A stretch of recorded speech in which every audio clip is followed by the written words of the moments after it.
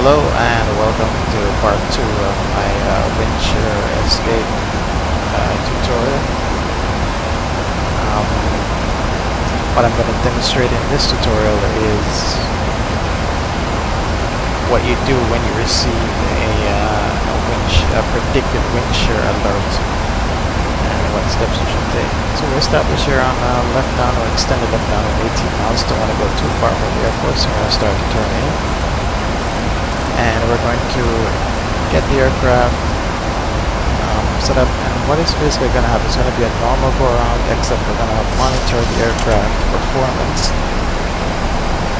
And if we do encounter windshear, then we will fly the windshear escape maneuver. So let me just get the aircraft configured for landing.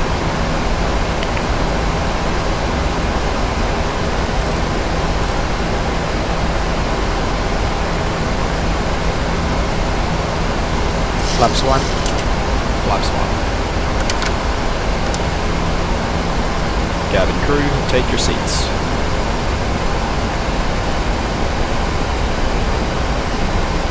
And what I am going to do, I'm going to inject the windshear once we're about maybe at 5-6 miles from the runway. We're going to use Activesky to inject a microburst again, which should put it between us and the runway. And once we receive the go-around instructions, we're going to initiate. We're going to leave the aircraft on autopilot, and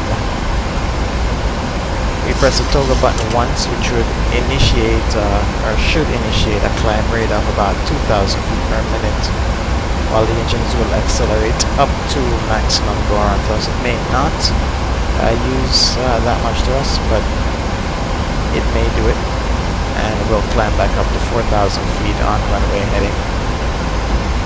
So let me go ahead and arm approach and arm the second autopilot. And the reason I arm the second autopilot is not only for auto land to use the 2 autopilots, but it's because I want the aircraft flight director system, automatic flight director system, aka the autopilot, to handle the go around. So it's going to be a autopilot control go around. If I had only one autopilot engaged and I press the toggle switch, then the autopilot would disengage and we'd have to fly the go around manually. So the glide slope is coming down, reduced to 180 knots.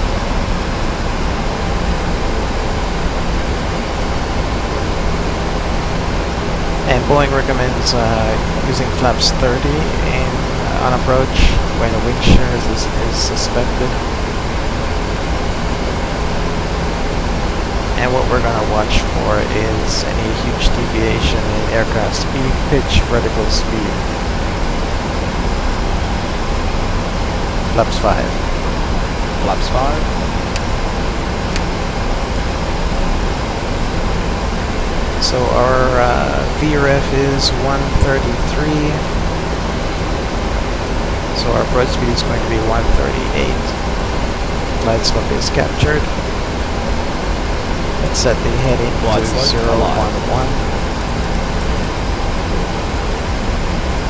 And we'll call for the gear down. Gear down.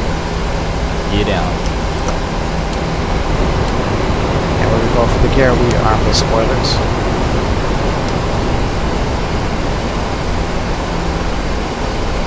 Flaps 15. Flaps 15. And the goal here is to get the aircraft configured in the landing configuration and stabilized, so when we're below 1,000 feet we can monitor the instruments for any significant changes. We're 10 miles from the runway, descending on the glide slope and on the localizer. And the approach speed is 138. Flaps 30. Flaps 30.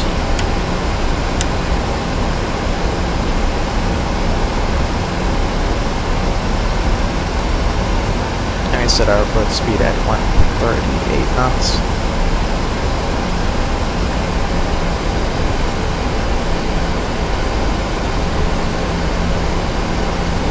Flaps 30 is set, so we call for the landing checklist. Landing checklist. Engine start switches. Continuous. Speed brake. Arm. Landing gear. Down. Flaps. Flaps 30, green light. Landing checklist complete. 2500. Okay, so the aircraft is configured for landing.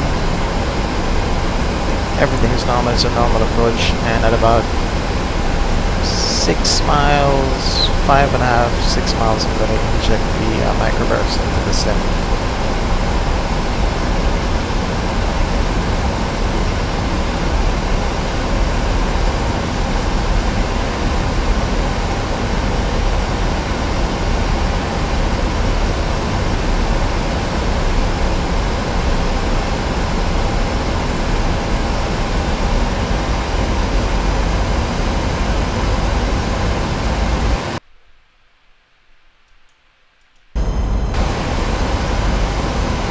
So we just inserted the microburst. We're waiting now for the predictive Windshear system to detect it.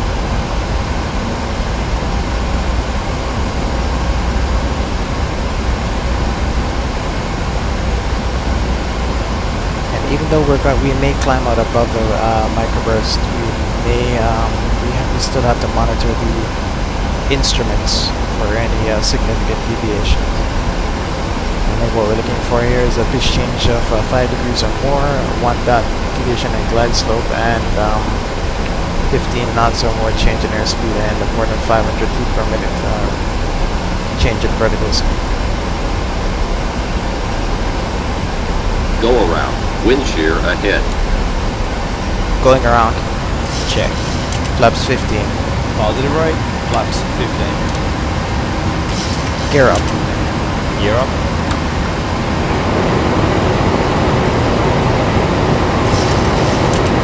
And we have the headwind shear.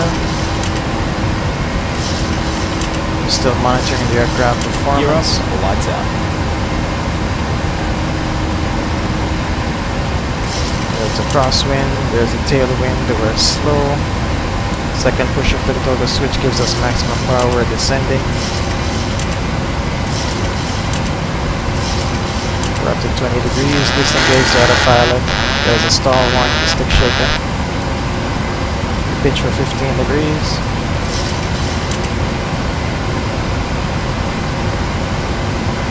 $1,000 to go.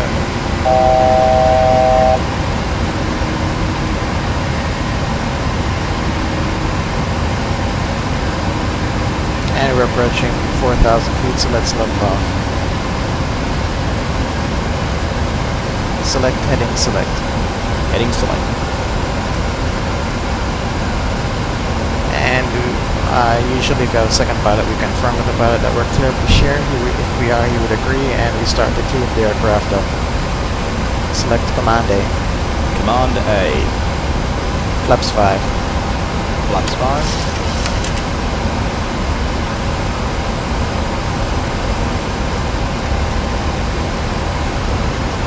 Flaps 1. Flaps 1.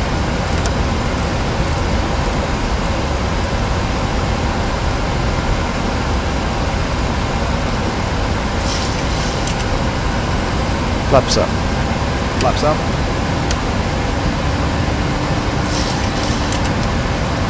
After takeoff checklist. Wait.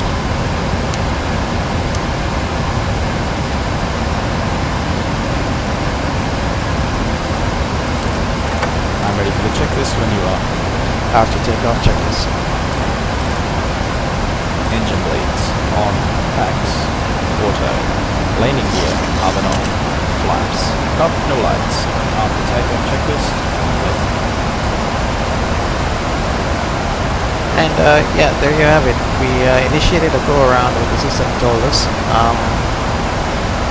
I was expecting to climb out above the shear before we experienced it, but we did manage to get into it, and we had to apply the Windshear escape maneuver. Unfortunately, we changed the aircraft configuration before we experienced the shear, so that's okay. But if we experienced the shear before, we called for the flaps to be retracted to 15 and the gear to be retracted up, and we would have to we'd omit that call. We'd leave the aircraft as is and fly out of the shear. So that video didn't, well, that example didn't go as expected. Again, I was expecting to climb out about the shear and just for it to be a normal go around. But as you saw there, we penetrated the shear. The autopilot wasn't performing as expected. We had to disengage. We got the stick shaker. We had to disengage and take manual control and fly out of the shear. So I'm going to end this video here, and I'm going to see you in part 3, the final part, where we're going to do a reactive windshear. We're going to actually fly into the microburst, and I'm going to show you the escape. So we're going to go further into the shear. We're going to ignore the command for the go around. We're going to fly right into the shear. So see you in part 3.